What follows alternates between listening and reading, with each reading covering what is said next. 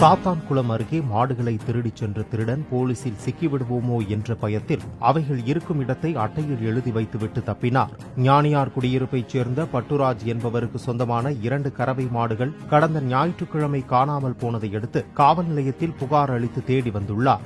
இன்று காலை தோட்டத்திற்கு சென்றபோது வாசலில் இருந்த வேலியில் மாடுகள் இருக்கும் இடத்தை யாரோ எழுதி வைத்து சென்றதை அடுத்து அங்கு சென்ற பட்டுராஜ் மாடுகளை மீட்டு தனது தோட்டத்திற்கு கொண்டு சென்றுள்ளார். நம்மகிட்ட விவசாயம் நடந்துகிட்டு இருக்குது. மாடும் ஒரு 7-8 மாடு இருக்குது.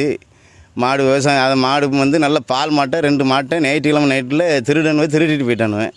நாங்கள் பல இடத்துல தேடி பார்த்து கேமராலாம் பார்த்து சந்தையெல்லாம் பார்த்து மேலப்பாளையம் சந்தை வள்ளியூர் சந்தையெல்லாம் பார்த்து அங்கங்கே அலைஞ்சி எடுத்து போலீஸ்லையும் கம்ப்ளைண்ட் பண்ணியிருந்தோம். மாடு கிடைக்கல.